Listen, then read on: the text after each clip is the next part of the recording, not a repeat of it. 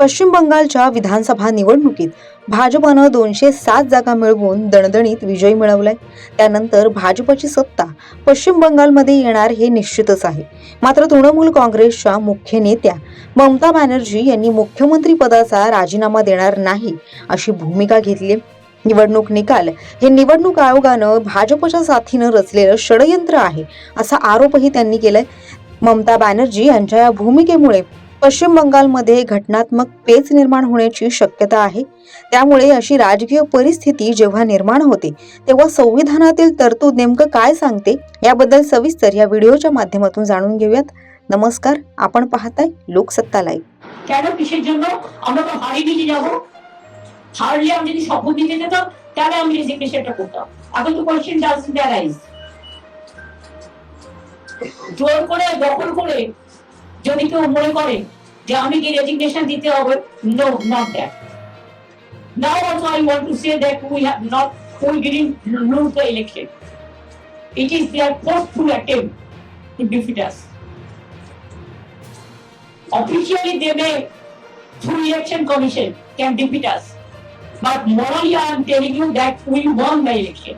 ममता बॅनर्जी यांनी राजीनामा देणार नसल्याची भूमिका घेतल्यानंतर संविधानातील तरतूद नेमकं काय सांगते ते पाहूयात।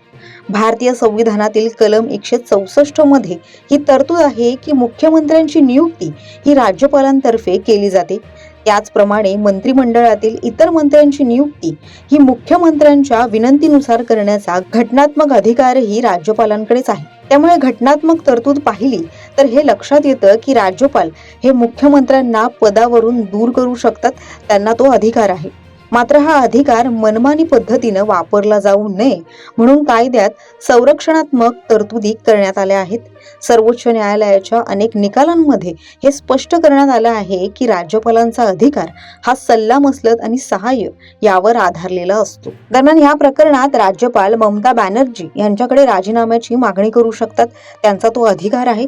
कारण विधानसभा 7 मे रोजी बरखास्त होते, त्यामुळे नव्या विधानसभेच्या स्थापनेआधी ममता बॅनर्जींना राजीनामा द्यावा लागणार हीच तरतूद संविधानात आहे। संविधानातील कलम 172 नुसार प्रत्येक राज्याची विधानसभा ही तिच्या पहिल्या बैठकीपासून 5 वर्ष कार्यरत असते, त्यानंतर तिचा कार्यकाळ संपतो आणि ती विसर्जित होते।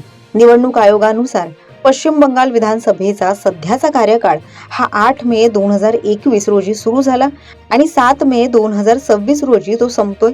त्यानंतर राज्यपालांना नवीन विधानसभा स्थापन करण्याची प्रक्रिया सुरू करावी लागेल। यामध्ये नव्या आमदारांची शपथ आणि नवीन सरकारची स्थापना यांचा समावेश असेल। त्यामुळे ममता बॅनर्जी यांना राजीनामा द्यावा लागणार हे स्पष्ट आहे।